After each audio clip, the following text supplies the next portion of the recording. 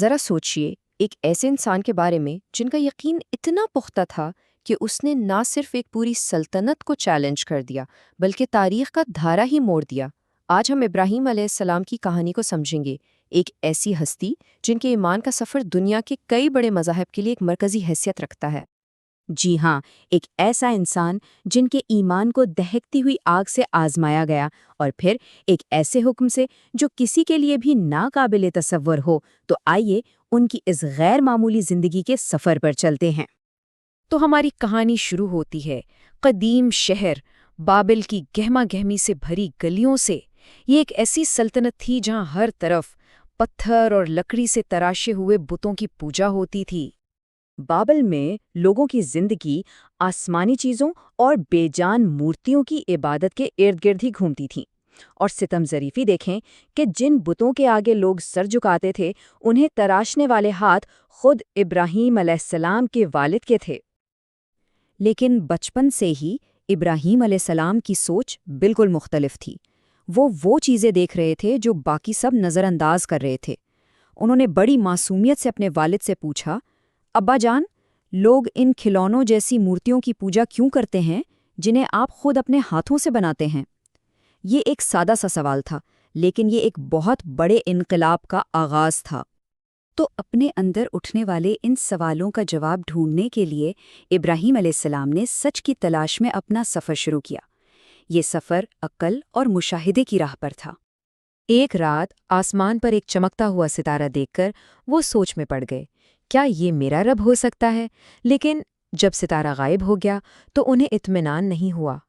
پھر انہوں نے چمکتے ہوئے چاند کو دیکھا اور سوچا، شاید یہ ہے میرا رب۔ مگر جب چاند بھی نظروں سے اوجھل ہو گیا تو ان کا یقین اور پختہ ہو گیا کہ یہ بھی خدا نہیں ہو سکتا۔ اگلے دن جب انہوں نے پوری طاقت سے چمکتے ہوئے سورج کو دیکھا تو بولے، یہ سب سے بڑا ہے، یہی میرا رب ہے۔ مگر شام ہوتے ہی جب سورج بھی ڈوب گیا تو ان کا دل بے چین ہو گیا۔ اور تب ابراہیم علیہ السلام ایک حتمی نتیجے پر پہنچے، میں ڈوب جانے والی چیزوں کو پسند نہیں کرتا۔ ان کی منطق صاف تھی، اصل خدا، حقیقی خدا، وہ کبھی غائب نہیں ہو سکتا۔ خالق کو اپنی بنائی ہوئی چیزوں سے کہیں زیادہ عظیم اور ہمیشہ رہنے والا ہونا چاہیے۔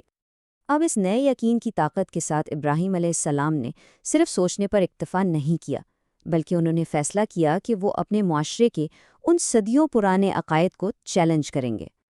انہوں نے ایک بہت ہی زبردست منصوبہ بنایا، ایک ایسا منصوبہ جو صرف بتوں کو نہیں بلکہ بت پرستی کی پوری سوچ کو توڑنے والا تھا۔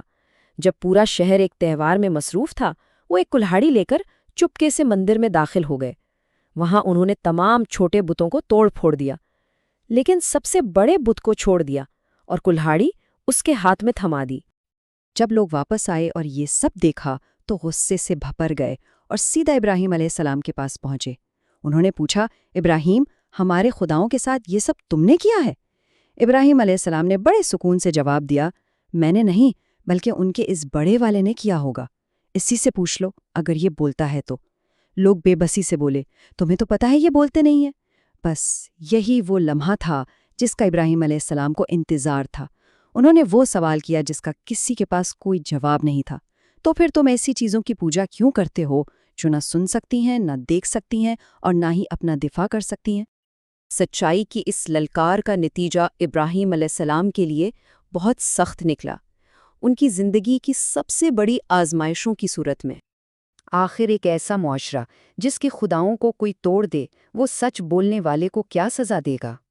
بادشاہ نمرود کے حکم پر ایک اتنی بڑی آگ جلائی گئی جس کی شاید تاریخ میں کوئی مثال نہ ہو۔ کہتے ہیں کہ اس کے شعلے اتنے اونچے تھے کہ اس کے اوپر سے پرندے بھی نہیں گزر سکتے تھے۔ لیکن پھر ایک معجزہ ہوا۔ جیسے ہی ابراہیم علیہ السلام کو آگ میں پھینکا گیا، خدا کے حکم سے آگ ٹھنڈی اور سلامتی والی ہو گئی۔ آگ کے شعلوں نے صرف ان رسیوں کو جلایا جن سے وہ بندھے ہوئے تھے، اور وہ آگ کے بیچ میں سے یوں نکلے جیسے کسی باغ میں ٹہل رہے ہوں۔ آگ جیسی آزمائش سے بچ نکلنے کے بعد کوئی سوچ بھی نہیں سکتا کہ ایمان کا اس سے بڑا امتحان اور کیا ہو سکتا ہے۔ لیکن ایک اور آزمائش منتظر تھی، ایک ایسی آزمائش جو کسی بھی باپ کے لیے سب سے مشکل ہوتی ہے۔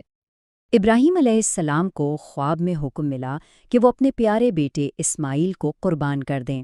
جب انہوں نے یہ بات اپنے بیٹے کو بتائی تو سوچیں ذرا اس بیٹے کا جواب کیا تھا۔ اسماعیل علیہ السلام کا وہ جواب تاریخ میں ہمیشہ کے لیے درج ہو گیا، ابا جان، آپ کو جو حکم دیا گیا ہے آپ وہی کیجیے۔ جس لمحے ابراہیم علیہ السلام نے چھری چلانے کا ارادہ کیا، عین اسی وقت آسمان سے ایک مینڈھا بھیجا گیا جو اسماعیل علیہ السلام کا فدیہ بن گیا۔ آزمائش مکمل ہو چکی تھی۔ اصل امتحان قربانی نہیں تھی بلکہ دل کی مکمل اطاعت تھی۔ ان بڑی بڑی آزمائشوں سے گزرنے کے بعد ابراہیم علیہ السلام نے ایک ایسی میراث کی بنیاد رکھی جو آج تک قائم و دائم ہے۔ ان کی میراث کے ستون آج بھی دنیا بھر میں نظر آتے ہیں۔ انہوں نے اپنے بیٹے اسماعیل علیہ السلام کے ساتھ مل کر توحید کے سب سے پہلے مرکز یعنی خانہ کعبہ کی تعمیر کی۔ ان کے 2 بیٹے اسماعیل اور اسحاق دونوں خود بھی نبی بنے اور ان سے انبیاء کی نسلیں آگے بڑھیں، اور اللہ کا وعدہ پورا ہوا کہ وہ تمام قوموں کے لیے ایک رہنما قرار پائے۔ تو مختصراً ان کی زندگی کا سفر بابل کی سلطنت سے شروع ہوا۔ جوانی میں انہوں نے بادشاہ نمرود کا سامنا کیا، پھر مکہ میں اپنے بیٹے اسماعیل کے ساتھ مل کر کعبہ کی تعمیر کی، اور 175 سال کی عمر میں اس دنیا سے رخصت ہوئے، لیکن اپنے پیچھے ایک ایسی میراث چھوڑ گئے جو کبھی ختم نہیں ہو سکتی۔ تو ابراہیم علیہ السلام کی کہانی ہمیں سکھاتی کیا ہے؟